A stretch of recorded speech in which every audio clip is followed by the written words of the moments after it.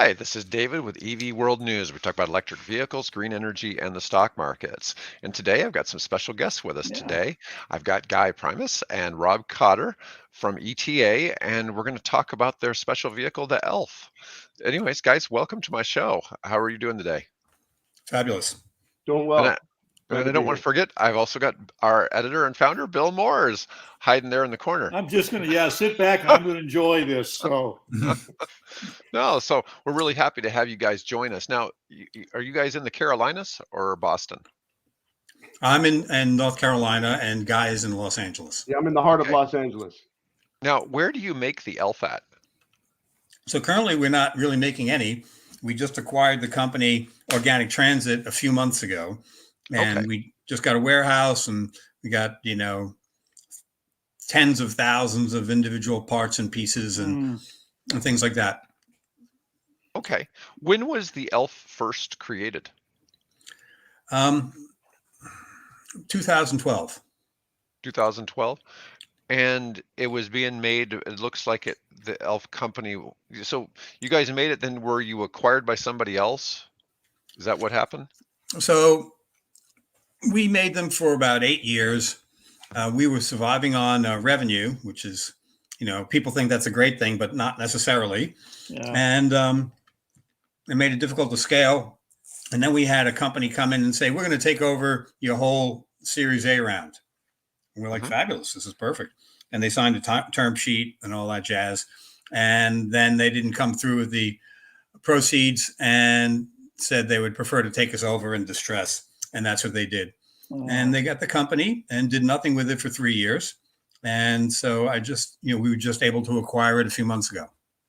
It's Nice. interesting, though. I mean, because I'm very familiar with Rob's story, and I'm recently coming on board and joining him. But it's interesting how a lot of people who are interested in investing in a company use time to their benefit, right? So in this case, they kind of bled the kind of clock and left Organic Transit in a difficult position. And luckily, Rob was astute enough to manage his way out of that situation. But typically, a lot of people, that's the end of the company. Once that clock runs out, you're through. Well, I do capital advisory consulting, and so I see a lot of the strength and weakness in the EV market, and I talk about this a lot on the show. A lot of your EV companies are fragile, and it's difficult sometimes to attract capital to them. Everybody wants, at the moment, nobody wants to invest in something that's not making money right now. Right. And it's been that way for the past 2 years, really solid. Okay. There's not, they call it dry powder sitting on the sidelines in the VC world, but Unless you're an AI company. AI is Yeah. really hot right now. Yeah. AI is really hot right now. Can we back up a moment here for everybody who is not familiar with the Elf, and maybe Rob, if you would sort of describe what it is you built back and rolled out in 2012, which of course I remember because I was a young, vigorous young man back then. So tell us about the Elf. How did it come about, and what is it? So I've been playing around in this space for many decades. As we discussed earlier, I worked with Paul McCready from AeroVironment. Right. I was part of the Human Powered Vehicle Association back in the 80s.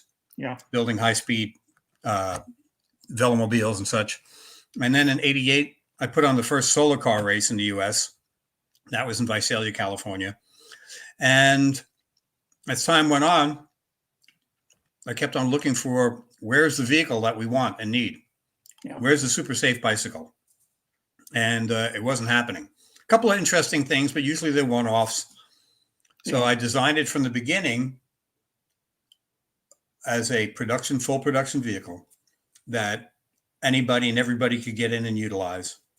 Gave, decent weather protection, decent power up the hills, still legally a bicycle, carry a passenger, and a lot safer.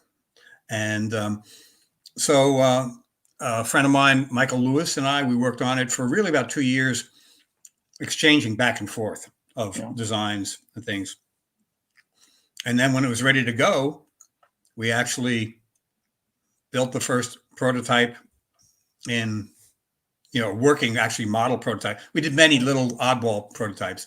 Right. But the actual functioning one we did in about 3 months. 3 months later, we did about 7 of them. 3 months later, we did all the tooling for manufacturing. And 3 months later, we sold about 50 of them on Kickstarter and delivered those in 8 months.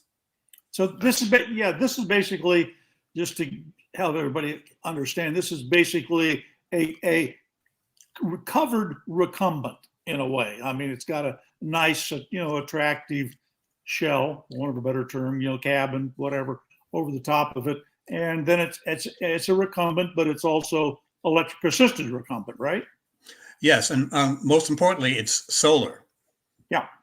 And that's what's over your head. Yes, that's right. So the solar is the roof, of course, but that is structural in that vehicle, and it's about 100 watts. So people in southern climates, sometimes they don't plug them in for years. Yeah. And that's not advised, but we had people calling us up and say, it's not getting the same range it used to. And then, well, how long you plug it in for? Oh, we never do. So they just leave it out in the sun and ride 20, 30 miles a day and just do it again tomorrow. Yeah. So how, yes, it's a solar assisted recumbent trike, tadpole design, 2 front wheels with a Trilon composite body and an aluminum frame. Okay. And does the passenger sit behind you? Yes, it's a tandem. Yeah. Okay. And what is the max? So what is the max electric speed? So originally the laws for a bicycle in the U.S. was 750 watts, 3 wheels or less, and 20 miles an hour or less. And that was legally a bicycle. Okay. So we went by those rules. And as things morphed, the rules changed. You could get up to 28 miles an hour with a high speed electric bike. And so that's what most of them do now is 28. That's what we call it class 3. Yeah. Mm-hmm. Yeah. So you don't need a driver's license. You don't need a. Well, that too is changing. Is it? Is it? I know it's still you don't. They just introduced that the new bill in Cal. I don't know how it'll affect a trike type recumbent, but they've introduced legislation to require license and insurance on e-bikes. So federally, interesting. No, state. California. State of California, yeah. Guy, maybe you want to hop in here?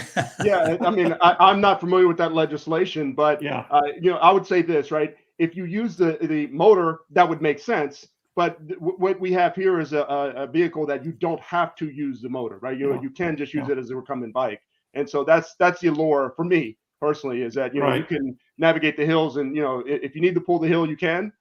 With the motor, but it provides an incredible amount of fitness, and exercise as well. Right. Yeah. That's really awesome. It's kind of interesting to see this. The only picture I have is the one from that news article you shared. Although I'm sure there's plenty more out there. I mean, it's quite a unique design. I assume it's quite aerodynamic, but this is a 100-watt solar panel on the top. On that version there, we'll have on the new models we'll have increased wattage, and it's amazing how safe it is. You mentioned the aerodynamics; it's about the equivalent of a single bicycle rider down on the drops. Sure, yeah, which is pretty good for a big vehicle that has 2 people in it. Because most of your resistance, I mean, as you probably know, Rob, I've ridden electric bike for over 20 years now, and most of the resistance is you upright in this area on you is what you're having to overcome generally. Right. And so this has about that same resistance. Yes. So you experience about the same as you would if you were just pedaling a normal bike. Yes, it kind of performs like a really exceptional pedal bike. Like if you were a top athlete and you could, occasionally peak at 25, 28 miles an hour, maybe 30. Well, that's what this does. It goes about 40, 45 on the downhills, which is pretty exciting. But that's just gravity. But there's about 100 videos on YouTube about the Elf. Some of them with many millions of hits. Yeah. No, that's crazy. It really seems like an exciting Yeah. design. So you guys did about 850 of these vehicles before you lost control of the company. Right, right. We delivered 850. We probably produced a little over 900. I think in total, a lot of them were very, crude and uh, just prototypes. But yeah, we delivered 850 and all made in the U.S. We delivered about 15% of them overseas. About 7% of them went to people with certain disabilities. Um, we sold them to about 25 universities and colleges, police departments, traveling home nurse services in Montana. Um, so really, it's amazing how far they got out there. Uh, That's awesome. What and I realize we've had a lot of inflation in the last 4 or 5 years, but what were they selling for pre-COVID? Yeah. So I think the average price pre-COVID was, I think the average worked out to be $7,800. Hmm. Um, some people, bought the Mac Daddy, which would be like, over $10,000. And some people got the stripper at that time, which was probably like 6,500 or something like that. Originally, we sold them. Our strategy was just to push them out on Kickstarter, get 50 of them out there for $4,000 a pop, lose about $800 on each one, yeah. and get all that feedback of people putting on thousands of miles. Hmm. And, the average elf owner was doing 2,300 miles a year. Really? Wow. Yes. And, you consider that with a bicycle, which is, somewhere around That's 30 50 a miles. week. Yeah. Yeah. Yeah, that's 7 miles a day people were averaging. That's Can you pretty talk a little considerable. bit about the demographics? I mean, basically, who was buying them and where they were using them and how? Yeah. So we did this pretty extensively. We have, 60-page reports on this. Oh, And, wow. and, about 80% of them were using it to replace their second car. Okay, good. About something like 15 or maybe more, maybe 20% had advanced degrees. Okay. The most popular profession was architect. Yeah. And, you'd think, oh, these would be great in the South and such like that. But the majority was sold, kind of from the Mason-Dixon line up north. Yeah. And you talk to cyclists and they're like, well, I like to ride all year, but this is the bike I'm going to ride this winter, Yeah. and they're really good in the snow, actually, really Yeah, good. I could see that because I've watched people ride bicycles around Omaha when it's icy, and I am like, how do you not wipe out constantly? I mean, I really don't know how they do it, but this would seem a lot better for, something along those lines. Yeah, and one of our big things with the idea of riding a two-wheeler e-bike is you're kind of at the mercy of cars. And we live in a state where people really like full-size pickup trucks and full-size SUVs. There's a lot of large vehicles on the road, and I've been hit twice riding bikes. Oh, So um I not in never in Nebraska, but I've Only been hit. once. Yeah, and my ankles click when I walk up and down stairs. Okay, and they have pretty much ever since I was a teenager. I got hit by a drunk driver when I was 15, I think, 15 or 16. wow, I think it was. But wow. anyways, um, that takes up a little more space. It looks a little bit. I mean, honestly, that's probably as big as a smart car. you know, So it's and 4 foot wide, 8 foot uh, long, 5 foot tall. yeah, And one of the safety features, of course, is the big, bold, colorful body and all full turn signals and brake lights and everything. But you take a position on the road and they can't ignore you. So, we're told as a cyclist to kind of move out a little bit and take your spot. Well, this takes the spot for you. There's about 18 inches between you and the area on the outside. It's actually more distance than on an SUV. And From the seated position to the exterior door. yes, well, to pass the exterior door, because actually it's everything's not everything, but it's created with crumple zones Okay. that okay, actually flex and stress. It's a tensegrity structure, actually, but we've tracked about 25 accidents with cars and trucks, and some of those trucks going 55, 60 miles an hour when they impacted the Elf, and there was no deaths and no serious injuries in 10 million miles. Wow. Huh. So That's it's amazing. the integral safety of a lightweight vehicle, a low mass vehicle, right? So when you have two cars impacting each other, they're both fighting for the real estate.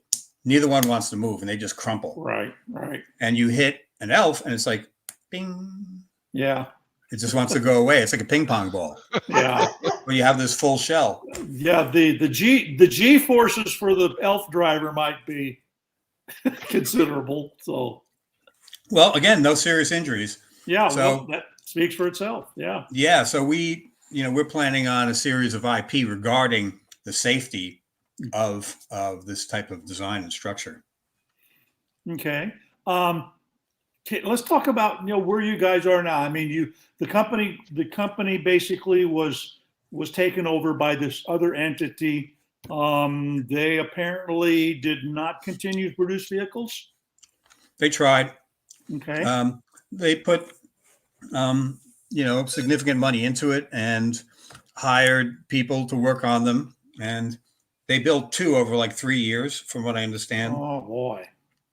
Yeah, it really speaks to the knowledge and passion, and you can feel it from Rob talking, but the knowledge and passion that he has from kind of being the inventor, but also someone that really wants to see this thing kind of on the roads here, right? And we see them out here in Los Angeles, and I think there's a really interesting opportunity out here in particular. But the fact that he got 800 and plus out the door, right? And someone who actually had all the blueprints, all of the IP, all of the parts, could only get a handful, right? That really speaks to the kind of passion, and the knowledge.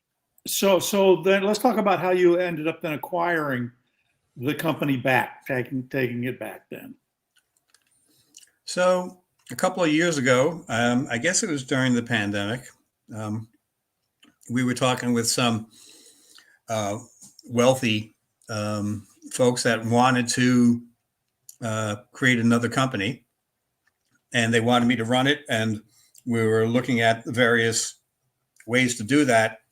And in the process of that, they found out that organic transit was back up for sale again. So they looked at it, and the offers, the requesting price was ridiculous, and they just blew them off. And as time went on, I just kept on sort of monitoring things, and hopped in maybe like 9 months later, and was probably in conversations with them for about 9 months or a year. Okay. And they apparently made some very poor investments in lithium mines in Mexico. Oh. After they bought some mountain, and I don't really know this for a fact, the president of Mexico, Obrador, said, "Yeah, you just can't come in here and buy our resources." Yeah. So I think they lost a considerable sum, and that really pushed the Elf on the back burner. Yeah. And so as time went on, I just kept on monitoring it, and we were able to strike a deal. Yeah. Had they moved production to out of North Carolina down to somewhere else then, or was it still there? They did two prototypes, from what I understand, in Arizona, and two production vehicles in Winston-Salem, which is a couple hours west of me. Right. Yeah. Yeah. Okay. So you were able then to get in there. Bring Guy into this. What Guy? You're on the left coast. What do you do? How'd you get involved? I'm not always on the left coast. so Rob and I met because my brother actually was one of his purchasers of the Elf, and it just so happens that my brother has a few kids, and I have a couple of kids. And when I came to North Carolina, my brother's like, "Hey, check this thing out." And I thought it was interesting, very cool. And again, I fancy myself. I wish I were as creative as an architect, but I am an engineer, right? So it was appealing. And as Rob started talking about it, it became more appealing. But what really got me interested was my kid's reaction, which is like, can we go take a ride on the Elf every morning? It's like, we don't want to eat breakfast. We don't want cereal. We don't want to watch cartoons. Can we go for a ride on the Elf? Can we right? go for a ride? Yeah. Yeah. As you're raising kids and you want them to be active and you want them to be engaged, it's the kind of thing that a family having that in their garage, in their carport, on their back patio, whatever, is something that really will bring the family together, right? And that's what we saw. The thing was that my brother would drive them, and he would have to take them one at a time. So we're looking for kind of to expand the product offering so we can have the Partridge Family riding, right? So that's right. So I got a weird question. So how do you secure this? So like, say you go shopping or something, how do you secure this in the parking lot? So it has a parking brake, not a big deal, but so hopefully that keeps it from moving. And then it has a key, a key switch. So if someone wanted to steal it, which just happens, some of them have been stolen, they're probably not going to get too far on their own pedal power. And it weighs about 160 pounds, but it's kind of bulky. So it's probably 3, full-size adults to lift it up and put it in the back of a pickup truck or something. But the new version we're going to have is going to have an electric lockdown. So when you shut it off, the wheels just can't move. Okay. Yeah, I just, not that we have a big problem where we live, but, bicycle theft is a huge problem in, a lot of parts of the world. And, just look at when they periodically dredge the canals in Amsterdam. Right, and all the bicycles. All full of bikes. It's a whole nother country's worth of bicycles down there. Yeah, exactly. Yeah. So when I let Guy know that I was getting the company back, he had just, I don't know, exited another company, right? Is that the right term? Or yeah, that's about right. Yep. Yeah. And he's like, Rob, I'd really like to get in on this. And I was like, holy mackerel, this is fabulous. Yes. Okay. Right. Yeah. I mean, honestly, like I said, living here in LA, I can see the opportunities where you look at golf carts, right? And where they are. And you see them on the golf course, right? Maybe not LA Country Club, but every other golf course. You see them in retirement communities. But the place that I see those vehicles, those gas-powered vehicles more than anywhere else is on studio lots. And so as the entire studio system is shifting to being more environmentally responsible, and the actors are driving that, and the producers are driving it, and people like Steven Spielberg are mindful of kind of the impact on the environment. It really is meaningful to have something that you can get back and forth to, and from the the cabanas to the soundstage, right? And in style, right, in safety, and environmentally responsibly. And so that's really we have the World Cup coming, we have the Olympics coming. Long Beach is doing some incredible revitalization, and Culver City has actually engineered its city to be a bike friendly kind of. So it's annoying when you're driving a car, but you do see a lot more bicycles, and it's very safe kind of in Culver City. And so we think that's a prototype for the development of these type of eco-friendly low emission vehicles, yes, but more importantly, the type of vehicle that the Elf is, which is zero emissions, right? When you're pedaling this thing. Okay. So it sounds like you have some experience with the Hollywood scene. Have you worked in that industry, or? You could say that, yeah. So for a number of years, I ran Will Smith's production company, Overbrook Entertainment. So Will Smith and James Lasseter, we're doing fantastic movies, but they're creatives, right? No one wants to kind of mind the lawyers and kind of the agents. Well, the agents are, they're creative as well. But for a long time, I ran their production company, and before that, I spent time in the music business as well. And so I've been back and forth between music and technology in entertainment, my entire career. Since leaving A.T. Kearney, I was a management consultant when I came out of business school. Okay, all right. And cool. Actually, the thing that's really intriguing to me, right? So all that is great, and I see the opportunity, but I also see opportunity on the supply chain side, right? So I ran Georgia Tech School of Industrial Engineering Advisory Board for a number of years. And so supply chain is, I would say, my first love. It's kind of what got me into technology. And so seeing the opportunity for the manufacturing and distribution of the Elf is something that I'm fascinated by. There's so much untapped potential there. Cool. Great. So, hey, so Rob, we were having a kind of conversation. You're apparently thinking about some projects beyond or sort of building off of the elf. What could you share with us? Maybe some of that? So we actually have a couple of products that are on the smaller side than the elf. Okay. That's kind of, there's not a lot out there like it. We're going to hold back until we're ready to launch it. And then we have another model that is larger than the elf, kind of approaches the golf cart category, but it's still under 500 pounds. Okay. And this is all sort of hybrid in the sense of you doing this and having assistance from the motor then. No. No. So one of the things we witnessed, if we just built the elf to be electric vehicle, it would have been so much easier, right? It was very challenging to make a little vehicle that you could pedal and make sense with. Yeah. Right. That you'd actually enjoy pedaling. That was the challenging part. But in people's minds, their mind is, oh, bicycle, it's cheaper. And, we used CVT transmissions for the cyclists. We used race face cranks. We had 2 chains, jack shafts, you name it, right? It was very complex. And then you have to think of the toe, heel, knee relationship, right? All those things, right? So on some of the other models, we will, like the larger one, pedaling will be an option. Okay. Because some people don't want to pedal. If you don't want to pedal, you shouldn't have to pay for it then, because it's pretty expensive, actually. Right. Well, this is, in some respects, this is what we're seeing with the cargo bike industry, where you've got FedEx and that group of people that are doing urban package delivery, and they're using what is basically out in large cargo bike, where you've got the main wheel in front, and then you've got a reverse tadpole arrangement, and then you got a big box in the back to hold all the packages.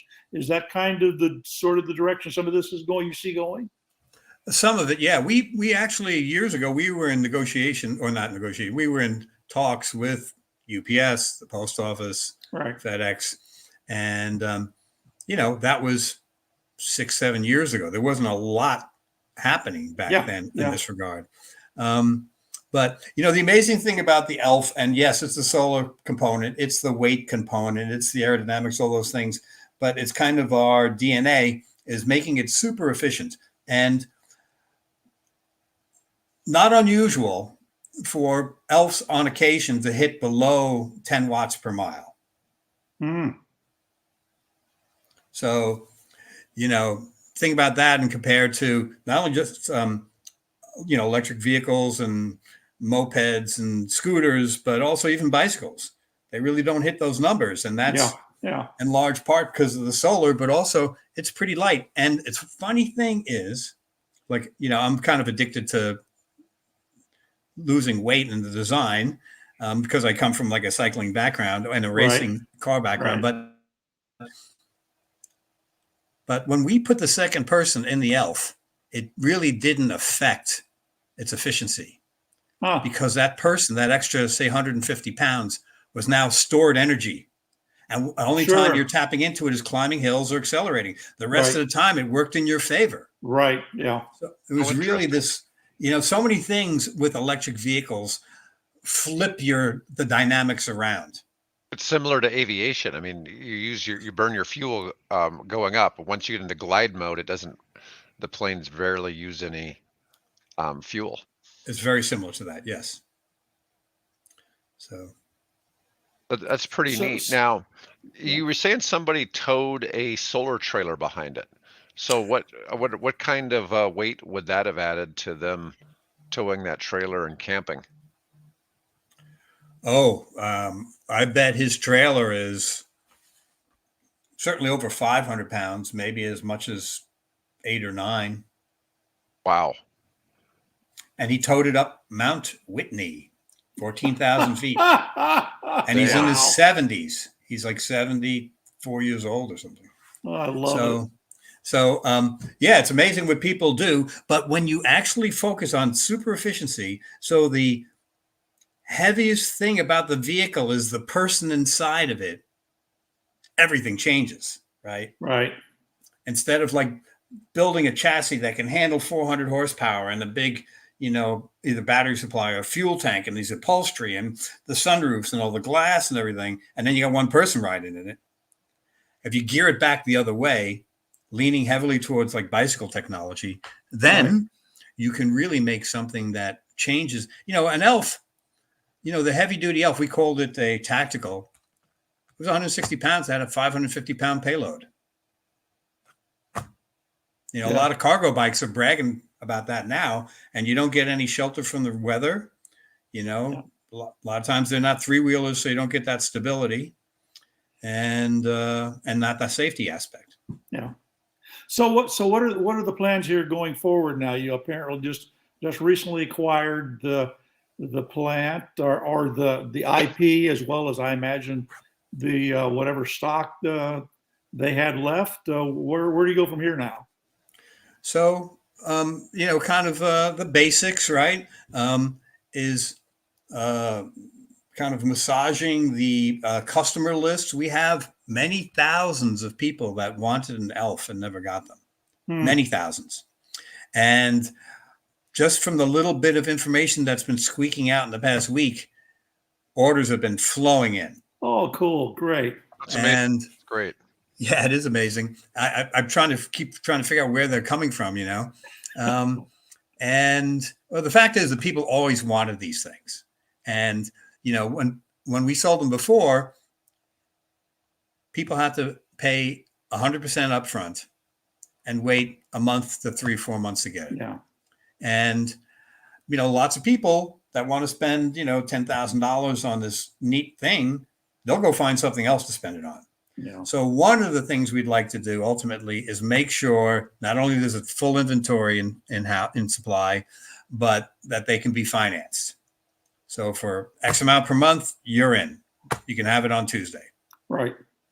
And I think the other thing to keep in mind is that if you were to really spell out, and again, we've done this work, but to spell out the archetype customer, right? who is it that is buying this, right? We're talking with someone with a high level of disposable income, can use this, the EV, use the ELF year round, and also has in a location that is conducive to safety, right? And Right. That's Los Angeles, right? If you really start looking at all of those factors, we check all the boxes out here. And so that's one of the great things about me. I spend a lot of time on the East Coast. I spend a lot of time in North Carolina, but being out here in Los Angeles, there's a ready and willing community that is, as soon as they can get their key, they're off and riding, right? They're riding on the beach. They're riding in Culver City. They're riding around the studios. They'll be riding to the events at the Olympics and the World Cup, right? And so that's really what we're excited about. And so being here where not only that, but a lot of influencers live out here as well. And so seeing it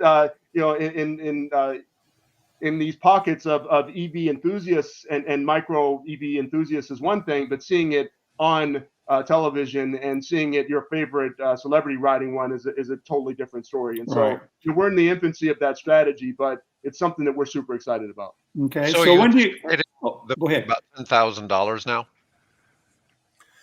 So we're going to have a couple of different models, and the world of supply chain makes things a little bit, adds different dynamics to it. So we're hoping to release some less expensive ones, some simpler ones. I mentioned 2 much smaller ones, but they're not really elves. And then to extend all the way up into kind of the luxury performance golf cart category. Okay. Well, the thing is, I'm real familiar with, for instance, I'm sure you're familiar with Archimoto that makes the electric 3-wheeler, but it's not a pedalable. It's designed to replace a car, and it's kind of a difficult concept, I think, for the U.S. simply because of the lack of warm climates. Of course, I'm used to living in the Midwest, where we have colder weather.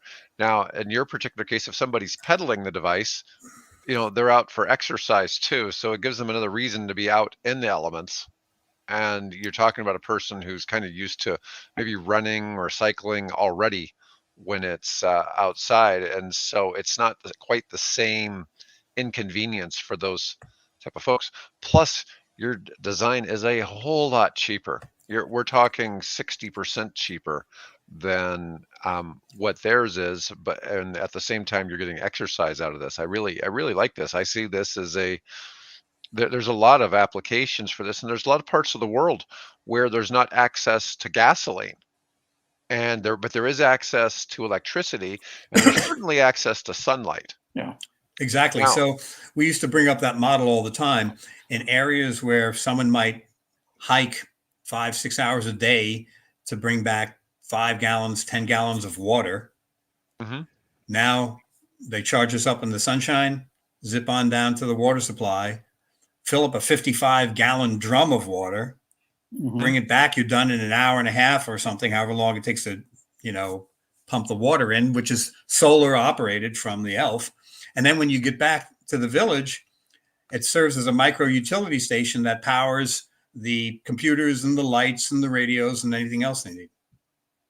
Yeah, and so a lot of these use cases, we geek out on them.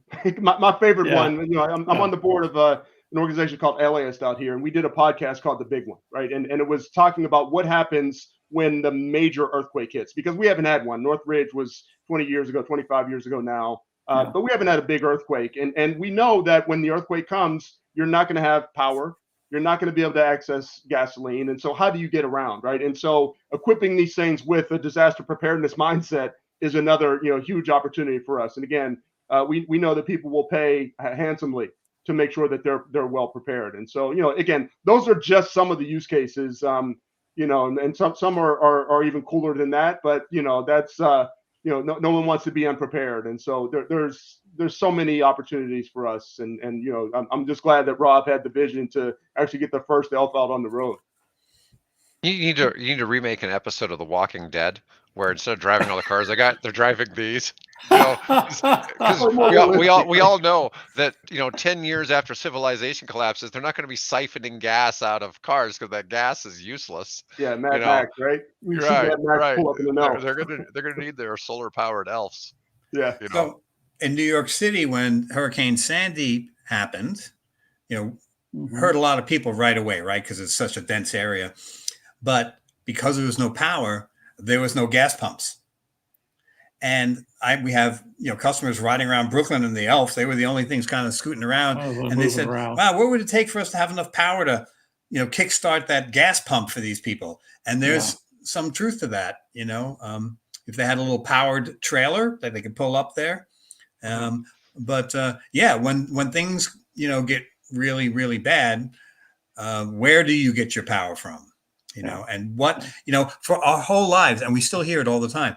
Oh, it's ridiculous to think about solar power on a vehicle. It just can't do anything. Yeah, well, if your vehicle looks like a Cadillac Escalade, you're right. It wouldn't even power the air conditioning. But if the vehicle is under 500 pounds, if it's, topping out at, say, 40, 50 miles an hour, if it carries, 2 people, and do it all the time, then it becomes really efficient, and solar has a big impact. There was this was slightly different, but in Queensland recently there was a blackout, and there was a news article about a lady who her kid's dialysis machine didn't have power, and she charged it from her BYD that had bidirectional charging, but they didn't have solar at their house, but they had an electric car, and so they were able to power that. And then there was other people who had electric cars, went around, people couldn't open their electric gates because they had no power, and so they couldn't get off their property. So he would go over and he would help them and give them some juice, and he had solar back at his house, but he was going around with his electric car helping people out of problems. He said, just hit me up on Facebook or whatever, and I don't know how they were doing that on their phones, but there's an even earlier precedent than that with the Fukushima reactor. When that went down, the folks at, I think it was was it Mitsubishi? Well, no, it was Nissan. It was the Nissan, but I think there were some Mitsubishi IMEVs too that were providing emergency services because there were no gasoline-powered ambulances or anything like that to get around. So they were using leafs and IMEVs to provide support to some of the communities around that were affected by the outage of the Fukushima reactor. Right. And again, I think that we definitely understand that there are batteries and solar power now that people have in their homes.